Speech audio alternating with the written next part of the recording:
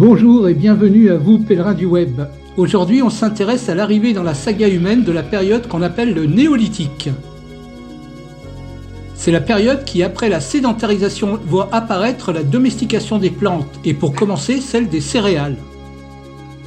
Cette maîtrise de l'agriculture, alliée à une période de réchauffement climatique, va entraîner l'explosion démographique de la population humaine pour ne plus jamais s'arrêter, malgré les catastrophes et les calamités de toutes sortes dont elle sera victime, les guerres, les famines, les épidémies. Mais vous comprendrez également que le néolithique marque le début des migrations qui vont structurer les ethnies, sources des civilisations à venir. Ces deux faits, agriculture et diversification ethnique, sont à la base de la configuration mondiale actuelle. Rappelez-vous que toutes les dates sont données en calendrier grégorien et qu'il faut systématiquement rajouter 2000 ans pour avoir une date jusqu'au présent. Les dates de transition sont volontairement nettes et tranchées pour permettre une vision plus fluide de la chronologie. Il faut bien sûr pondérer ces dates et imaginer plutôt une fourchette de transition.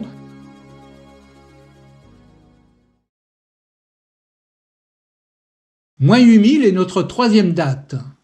Elle voit le début de l'agriculture avec la domestication des céréales. C'est maintenant que se fait réellement la révolution néolithique. Ceci se passe dans le croissant fertile, plus exactement dans la région du Karacadag, au sud-est de la Turquie, entre le Haut-Euphrate et le Haut-Tigre. La morphologie des céréales trouvées en grand nombre sur les sites est d'abord celle de plantes sauvages.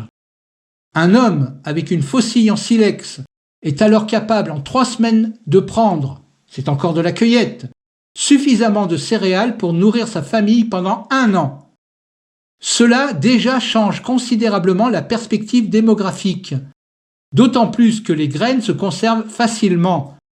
C'est spécifiquement cette découverte de la conservation des graines qui caractérise la révolution néolithique. Les graines peuvent alors être utilisées au moment opportun. Le capital des graines céréalières devient un atout important pour la thésaurisation. Certains voient dans cette accumulation le début du capitalisme. L'accaparement ne viendra qu'avec la révolution du bronze vers moins 3400, qui entraînera l'humanité dans sa période insécure avec le début des guerres de masse. La capitalisation des graines constitue bien une révolution car cela change complètement la civilisation, puisqu'on n'a plus besoin ni de chasser ni de pêcher. Le paléolithique devient définitivement obsolète. La production céréalière relègue la prédation des ressources au second plan. Bien que chasse, pêche et cueillette persistent, mais désormais elles viennent en appoint.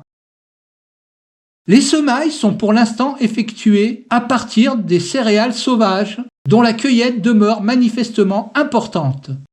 Mais voilà que peu à peu, on assiste à une réduction du nombre de plantes cueillies.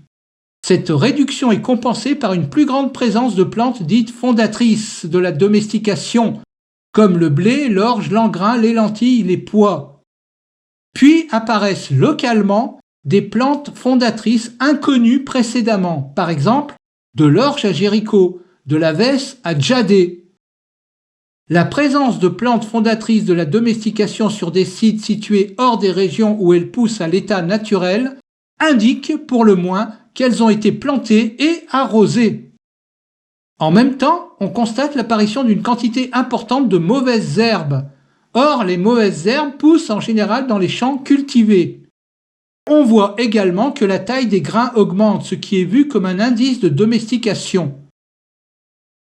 La graine de blé sauvage est naturellement entourée d'une cosse qui la protège des oiseaux prédateurs. À maturité, la cosse se fendit et la graine tombe au sol. Et c'est ainsi de proche en proche que le blé colonise tout le champ. Pour recueillir ces graines, le travail est long et fastidieux. Alors, l'homme va sélectionner les meilleures espèces, celles pour lesquelles il se fatigue le moins. Débute alors le génie de la sélection variétale.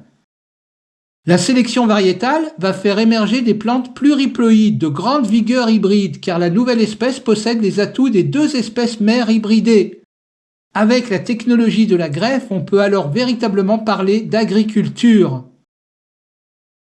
Les variétés sélectionnées sont celles dont les graines restent sur la plante et qui donc ne tombent pas sur le sol. Leur récupération est ainsi nettement plus facile après fauchage, puis par battage pour séparer les graines de l'épi. C'est ainsi que de génération en génération, le blé sauvage devient nu. Ses graines ne peuvent plus tomber. La plante, pour survivre, a désormais besoin de l'homme devenu agriculteur. Le blé domestique est né. Cette domestication s'est produite indépendamment dans d'autres régions du globe avec d'autres céréales. En Asie, on domestique le riz. En Amérique, on domestique le maïs. En Afrique, on domestique le mil. On peut voir les industries d'une exploitation à grande échelle des céréales dans les faits suivants. Une proportion dominante des plantes fondatrices dans les niveaux tardifs d'un site. Par exemple, plus de la moitié des résidus de grains et de fruits. L'apparition d'installations de mouture et de stockage des grains relativement importantes dont l'usage semble être collectif.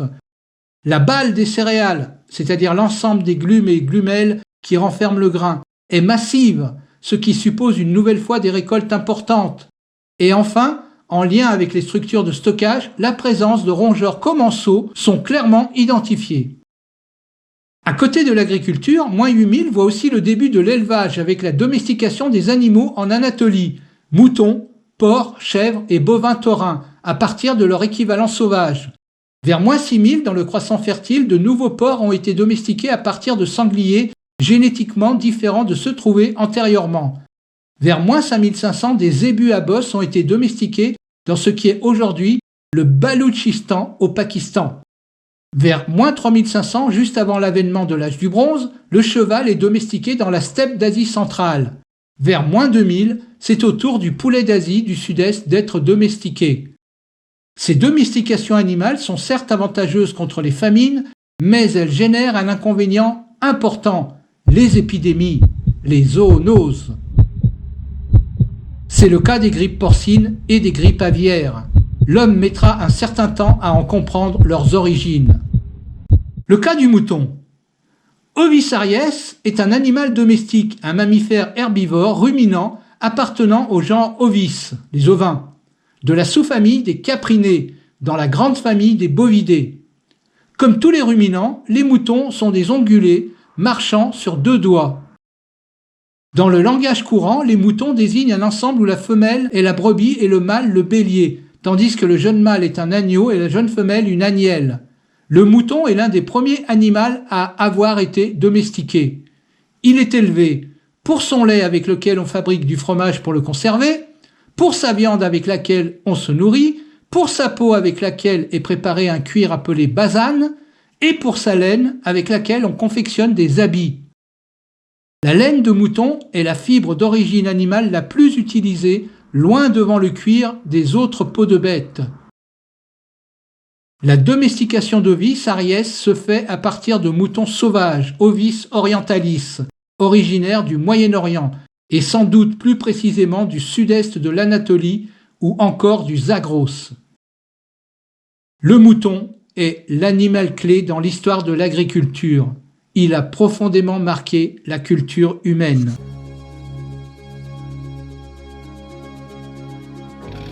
Moins 7560 est notre dernière date qui symbolise le néolithique. Situé en Anatolie centrale, dans la plaine de Konya, sur les bords de la rivière Karsamba, Çatalhöyük est l'un des plus grands sites du néolithique du Proche-Orient. Çatalhöyük se situe dans la plaine du Konya au sud d'un plateau anatolien caractérisé par un paysage très plat et quasiment dépourvu d'arbres mais intensément cultivé. Les principales montagnes visibles du site et situées à 40 km au sud et à l'est sont le Karadag, le Karadadag et le mont Hassan qui est un volcan double dont la dernière éruption eut lieu vers moins 9000. Il y a 22 000 ans, au moment du pic de la glaciation de Würm, la plaine de Konya était un lac. Avec les réchauffements successifs, le lac s'est progressivement asséché, puis scindé en petits lacs entre moins 13 000 et moins 11 500. Malgré leur présence, la plaine demeurait froide, sèche et inhospitalière. Autour de moins 9650, le climat s'étant nettement réchauffé et les précipitations étant devenues plus fréquentes, les conditions sont devenues très favorables au développement de l'agriculture. Ces conditions se sont maintenues avec quelques variations jusqu'à l'époque actuelle. Fondé en moins 7560, Çatalhöyük est le plus vieux village connu. Il couvre une superficie d'environ 13 hectares. Un hectare, c'est 100 mètres carrés. Le site atteint son extension maximale entre moins 6400 et moins 5480. À sa fondation, sa population est estimée à 8000 habitants. Depuis des millénaires, on extrait l'argile du limon des fleuves et l'on sait qu'en séchant au soleil, elle s'endurcit. Mais à présent, on la coule dans des moules carrés ou rectangulaires pour produire des briques solides. Avec ces briques, dont la production est devenue industrielle, on monte des murs perpendiculaires les uns aux autres. Les premières maisons sont ainsi montées. Elles sont construites carrées. Les maisons sont collées l'une à l'autre, ou plus exactement, les murs de l'une sont mitoyens d'une autre, ce qui fait que le village ressemble à un essaim, sans place ni rue. On n'a pas encore inventé le linteau. Ces maisons n'ont donc pas de porte ni de fenêtre. On y entre par le toit où l'on fait une ouverture qui sert de vortex d'aération d'où peuvent s'échapper les fumées d'un foyer situé sur le sol en aplomb de cette ouverture. L'échelle qui sert à descendre est donc logiquement située au-dessus du foyer. Elle permet l'accès du toit au plancher et vice-versa. Toutes les maisons sont identiques, il n'y a pas de palais. Ceci indique qu'il n'y a aucune inégalité sociale. On a tout de même trouvé une quarantaine de maisons différentes dans leur intérieur qui semblent être des sanctuaires, des lieux de réunion, car dans ces sanctuaires se trouvent des banquettes. On y sanctifie le taureau et le vautour. Ce sont des lieux à part où l'on peut s'y rendre, s'y réunir pour festoyer, célébrer, juger, décider, entre autres choses. Ces maisons ne sont donc pas des temples, les temples sont réservés aux dieux et ceux-ci n'existent pas encore. À l'instar de l'argile, le four est connu depuis longtemps et l'on sait que chauffé au four, l'argile devient particulièrement dure et étanche. Cela a permis l'invention de la céramique, dont l'avantage par rapport à l'argile séchée est qu'elle a perdu son caractère poreux. Au début, on fabrique des bols et des vases destinés à stocker du grain, puis des plats et des assiettes destinés à présenter la nourriture. Maintenant, les vases possèdent une anse symétrique de chaque côté, ce qui facilite leur transport. De surcroît, on peut mettre le tout au-dessus du feu. On va donc cuisiner les premiers potages sur foyer. De même, en fermant le vase, on va pouvoir faire de la transformation par fermentation. Le vin et la bière sont ainsi inventés. Parallèlement, les vases vont être décorés. On parle de céramique rubanée. Dans les maisons de Çatalhöyük, on trouve également des jetons en argile que l'on pense servir à la comptabilité, peut-être une proto-monnaie. Des systèmes de comptage faits de triangles et de disques, incisés ou poinçonnés, sont retrouvés dans les fouilles. Mais certains disques sont décorés de manière plus complexe et grâce à l'écriture mésopotamienne qui apparaîtra bien plus tard, on s'est rendu compte que ces décorations étaient en fait des codes. Certains voulaient dire mouton, d'autres laine, étoffe, parfum, pain. Si on fait des étoffes, c'est qu'on a inventé le métier à tisser. On peut même imprimer ces étoffes grâce à des tampons d'argile. On invente ainsi la mode et les miroirs d'obsidienne sont si bien polis qu'on peut s'admirer dedans. Il devait forcément y avoir une spécialisation des métiers, mais on constate que cela n'a pas conduit à une hiérarchisation avec un chef et des subordonnés. Cette égalité sociale va durer des milliers d'années, au moins jusqu'à l'âge de l'urbanisation en moins 4000. Il existe une égalité de genre, les femmes sont traitées comme les hommes. Cela se voit dans la façon dont les corps sont inhumés. L'inhumation se fait dans les banquettes au sein des maisons, ainsi les esprits des morts restent dans les maisons. On a trouvé jusqu'à 60 cadavres sous une banquette. Le cadavre du défunt était d'abord livré à l'extérieur aux vautours, chargés de les dépecer. Ensuite, on ôtait la tête du squelette et les os étaient déposés sous les banquettes au sein de la maison.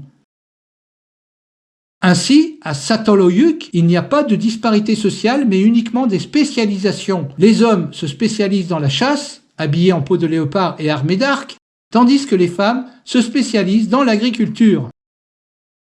Du fait que l'agriculture va entraîner une croissance démographique sans précédent, le rôle dévolu au genre va se trouver bouleversé.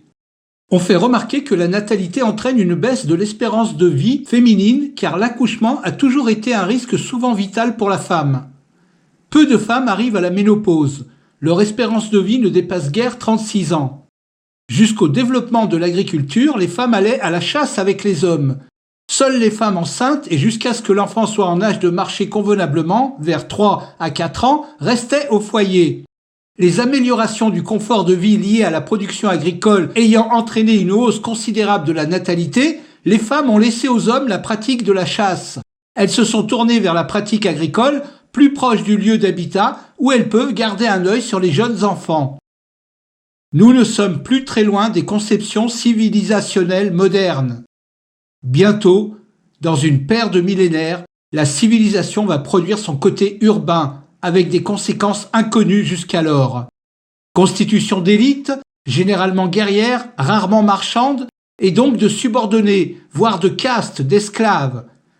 Les artisans et paysans producteurs ainsi que les soldats formeront un contingent médian. Pour justifier cette hiérarchisation, des mythes seront créés. Gilgamesh. Les mythes deviendront des légendes et les légendes créeront les dieux.